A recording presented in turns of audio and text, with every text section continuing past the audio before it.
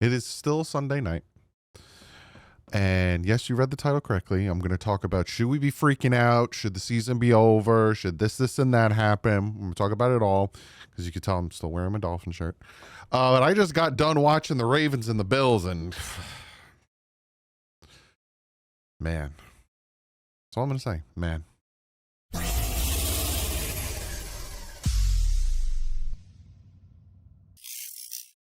What is up, Finn fans? Like I said, I just got done watching that Bills-Ravens game. Ravens were up 15 with 4 minutes left in the game. Now, I know some are going to say, hey, is this as bad as the Dolphins loss? No, it's not. Because they lost to Josh Allen. We lost to Will Levis. So, it's not. But, like, so many things went wrong for Lamar Jackson. You had the fumble from Derrick Henry. You had the defense just allowing Josh Allen to do whatever he wanted. And the missed extra point. That missed extra point was huge. And also the punt that he slid into the end zone, gave him the ball on the 20 instead of the 1. Like, so many different things went the Bills' way. So many different things. And unfortunately, Lamar Jackson just didn't go his way, like usual. But this is a Dolphin channel. Who gives a crap about that? We're going to talk about the game yesterday. I'm not going to go into full details. I'm not going to go into stats, statistics, yada, yada, blah, blah, blah. I'm not going through any of that crap. We're going to hear what the coach and Tua had to say. Barry Jackson came out with a fantastic article essentially talking about Stephen Ross and how he needs to get his head out of his butt and kind of do something. So we're going to go over that article.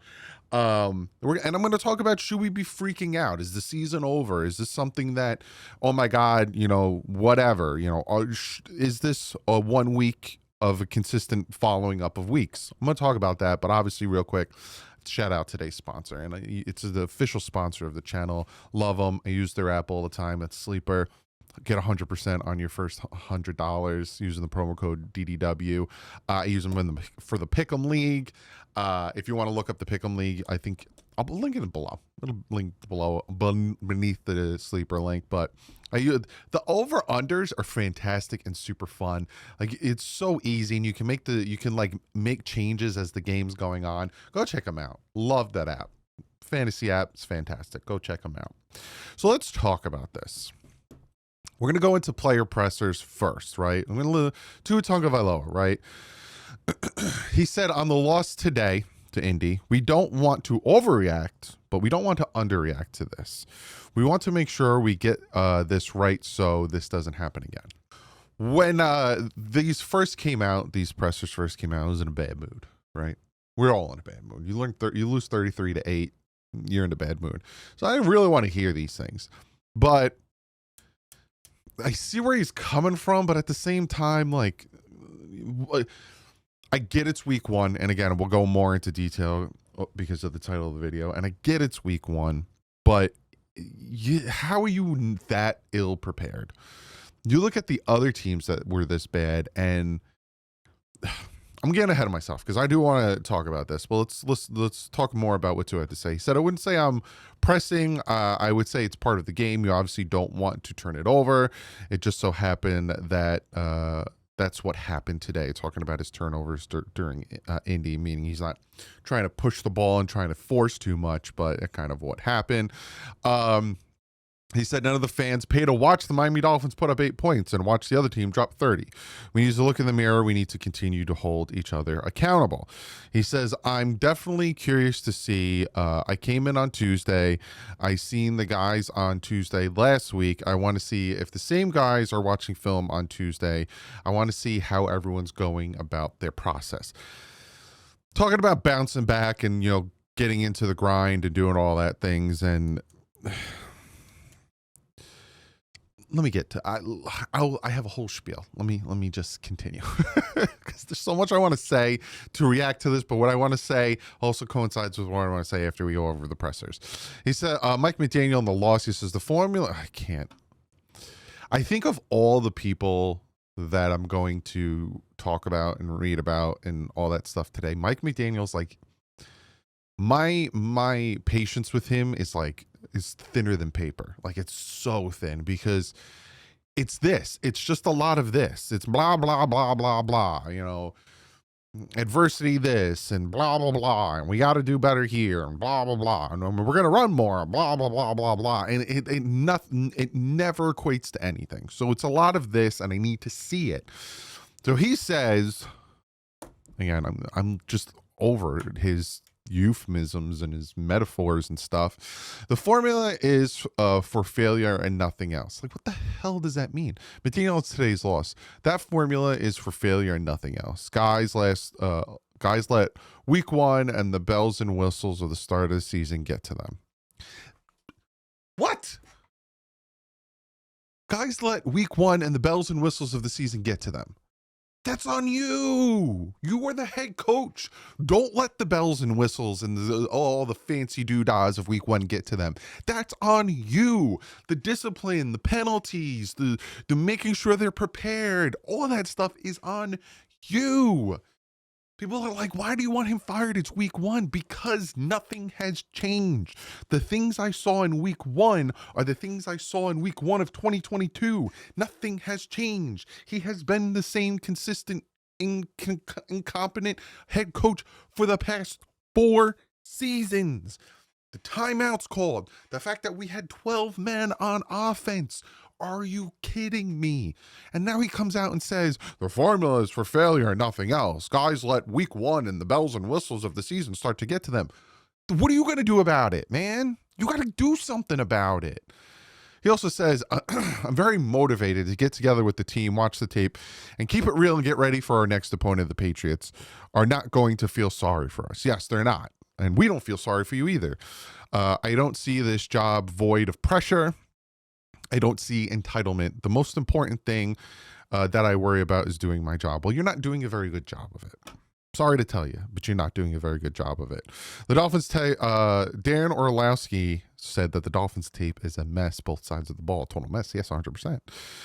Talks about Tua's struggle from Mike McDaniel. He said, definitely not all on him at all. There's too many players that failed at the execution of their jobs for him to even have any extra on his shoulder. I will say this.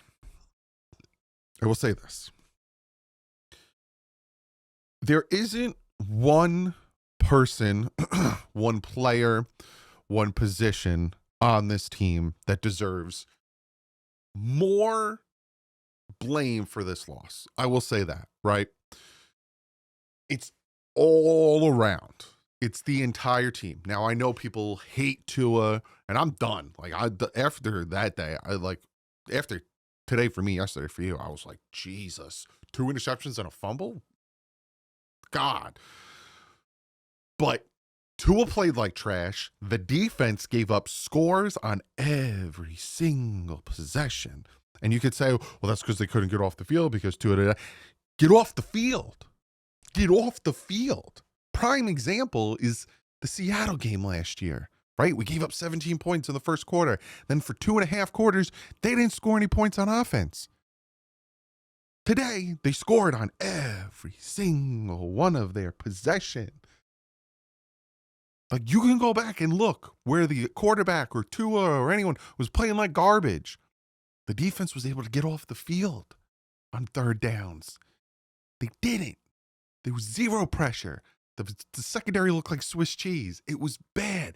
Every aspect was bad. So, yeah, I'm not going to sit here and say, oh, Tua doesn't deserve all the blame because he did well. No, he was bad for, an hour. But so was everyone else. The entirety of the Dolphins were bad, except the special teams. I like the way the special teams played. I really did like the way the special teams played. One more time, I liked it. Larry Zonka came out and said, unprepared, uninspired, unacceptable. What are you going to do about it? What are you going to do about it? This is what I find interesting, right? This is from, I'm sorry, I keep going. I apologize. A Q&A with Bradley Chubb. So the question is, in the simplest terms, this is from Joe Shad. So I'm assuming Joe Shad asked these questions to Bradley Chubb. In the simplest terms, what do you think happened today, given that almost nothing worked? Because it didn't. Bradley Chubb said, trying to make our own thing up and not playing team football. At the end of the day, that's why we watch film for, that we sit back and learn, see what we're doing wrong and correct it next week. What? What did this man just say?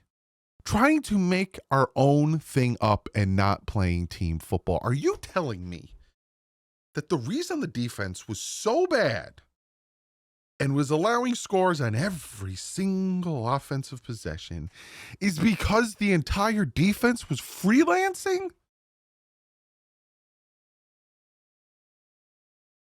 Then the question was, there's not a lot of film on Daniel Jones and this team. Did it feel like everything was brand new out there? No, not necessarily.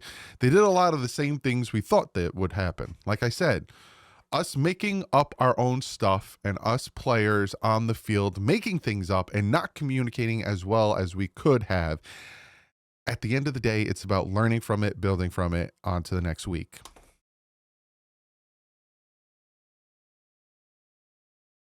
Mike McDaniel, what are you going to do about that? Like, how, as a head coach, as a defensive coordinator, are you going to sit back and hear your captain essentially say that they were just making things up on the field? What are you going to do about that? Because that's a problem. And again, a lot of people get on me. You want to fire Mike McDaniel after one game.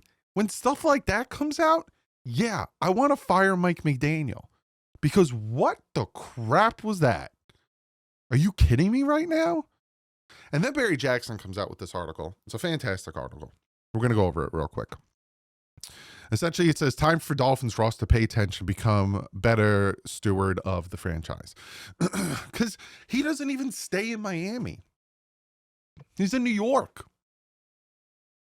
There's enough blame to fill what's left of the world's melting glaciers after this debacle of an opener in which the Dolphins were dominated 33-8 by a mediocre Colts team and look further from contention than they did this decade.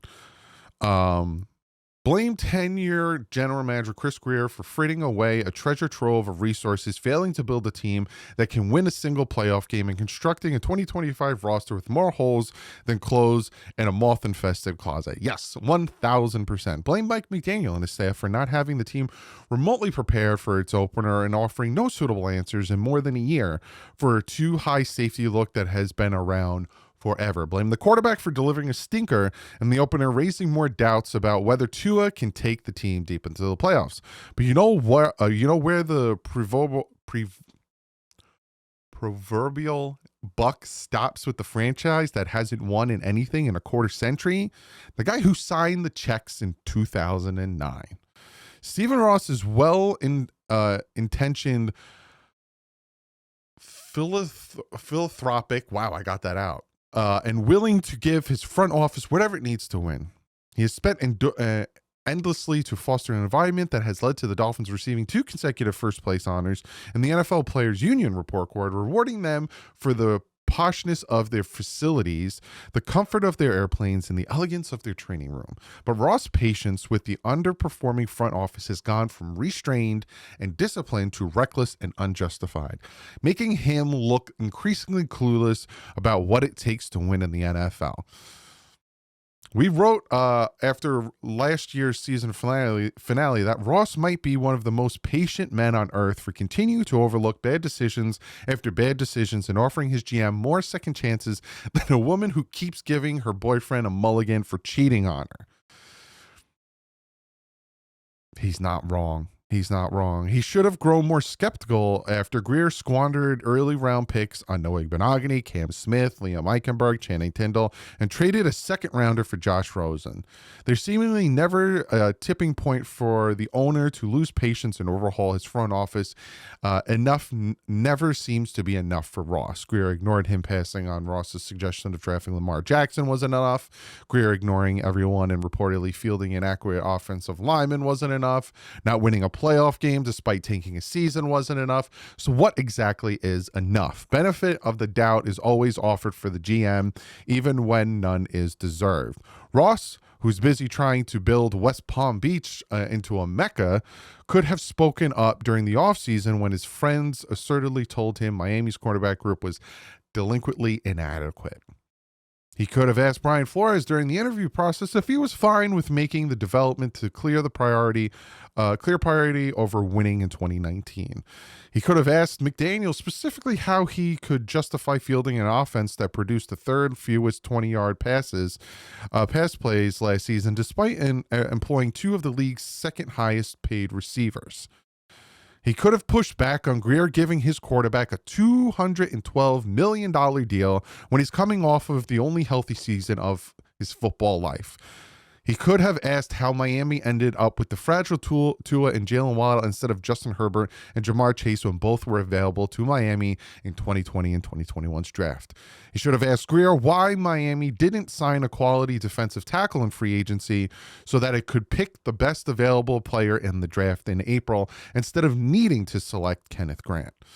He should have pressed Grier on why there was a need to trade a second, third, and a fourth round pick for Jonah, who allowed a sack and pushed around all Sunday. He should have asked Grier why he has never seemed to build trenches that can match the physicality of the league's best. He should have asked Grier why, after Odell Beckham Jr. mistake, would he trust the tight end to an older player coming off his retirement instead of paying Jonnu Smith. Today, he should ask Mike McDaniel how his team could look so ill-prepared for an opener and how the offense could be so inept against the defense that ranked 29th last year. He should ask Chris Grier how he could see the shortcomings in the defense backfield that the secondary coach, Brian Duke, told me on August 4th that the media was more concerned about the team was. Mostly Ross should be paying more attention, demanding accountability, and imposing consequences for underperformance. Unless the Dolphins perform drastically better, massive change front office and coaching staff will be necessary. Making those changes after one game likely accomplishes nothing, but an overhaul in several weeks will be justified if this isn't fixed. There's a fine line between meddling and offering the type of oversight and stewardess necessary over a front office, and staff deserves no benefit of the doubt. If Ross can't do that, if he can't recognize that this front office did not deserve a chance for another reset after bungling the first one, then there's no hope that the next 6 years as an owner will be better than the first 16. If Ross keeps this team, let's hope his daughter Jennifer and Kimberly, who have been designated to inherit the franchise, have less tolerance for perpetual mediocrity and missteps. If not, a lost quarter century could become almost half a century. Barry, I couldn't say it better myself. And this is where we get into my thoughts and essentially the title of the video. Should we freak out over week one? I'm going to say you should freak out 40% and let's wait and see for 60%, if that makes any sense to you. Horrible game against the Colts. Colts had something to play for. It seems like the Dolphins didn't. Colts didn't win a game opener for 11 years. Jim Irsay was getting honored. Their, longtime owner who passed away. They had a lot to play for, and it seems like the Dolphins didn't. Now you're going home against the Patriots, who also got their butts whooped by the Raiders in a game home, 1 o'clock in the roasting sun. Now, Mike Vrabel has Tua's number and has this Dolphins team's number. So this is the biggest test. If the Dolphins go 0-2, from what I'm hearing, and I might talk to you guys about it on the Patreon. If you want to join the Patreon, it's linked in the description. I might make a Patreon video after this, so there might be one up already. Changes could be made, and I will talk more about that on the Patreon. But I will say this. It is incredibly, incredibly discouraging what we saw on the field today for me, yesterday for you. Changes need to be made. I know it's week one, but changes still need to be made. And what makes it worse is what Bradley Chubb said, is that they were just doing their own thing out there. Like, are you kidding me with that comment, with that quote? Like, that bothers the crap out of me. We just watched the Buffalo Bills down 15 points with 4 minutes left come back against the Baltimore Ravens and won their game 41-40. We saw Josh Allen and Lamar Jackson just play after play after play after play. It took for the Ravens to be unlucky for Josh Allen to win that game. They gave Josh Allen enough time. Even before the half, 25 seconds. Like I'm over here like praising Josh Allen, but that's like, you see what I'm saying? We're over here getting shellacked 33-8, and Josh Allen is putting his team on it. Like, do you honestly, and again, I picked us to lose week 3 and I picked us to lose week 10. After that, like, do you really like, so I see the people who are like, season's over because it was bad and there's like no sign of light in any of that bad, right? Like, we didn't get like a little 3 and out and a punt here on defense and like actually like Rasul Douglas almost had an interception, which would have been fantastic, you know. But like, we saw no glimpses of like, we could build off of that, we could build off of this. So I get it, but also a lot could change. But, and this is where I'm like giving it the 60-40, right? 40% fine, say the season's over after one game, let's overreact. 60, let's see it play out, because a lot could change.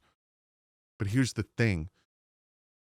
You have to have the head coach to facilitate those changes.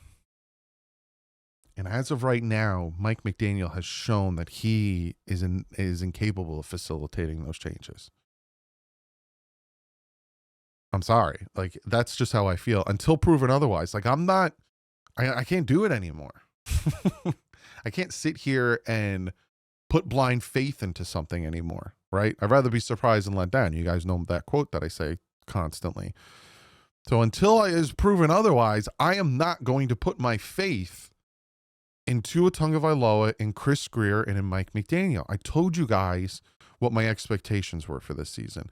I told you guys what this season could look like if it went belly up.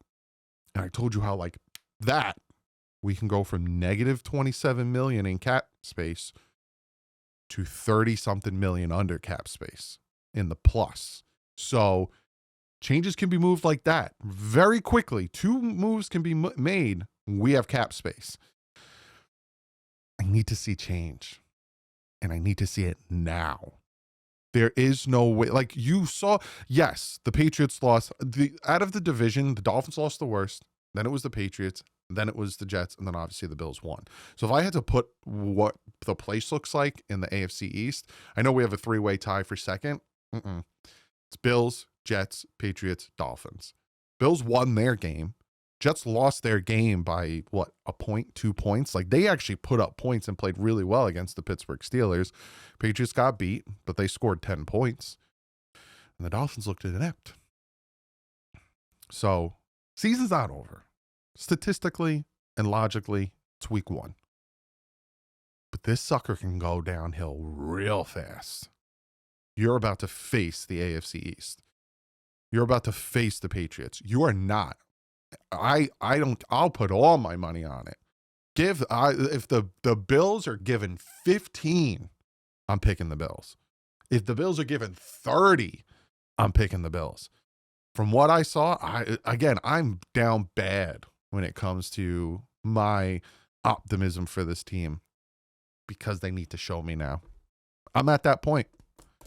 I made the merch, show me, which I'm trying to get it up on another site because Amazon took it down. So I'm trying to find another site to put my merch up on so you guys can go out and grab some, because now it's at the point of show me. I've been saying it all off season. I've been saying it all training camp. You know, there's the talk of this, the environment's different. This is different. That is different. I'm tired of this, man. I'm tired of this. You need to show me. You need to show me.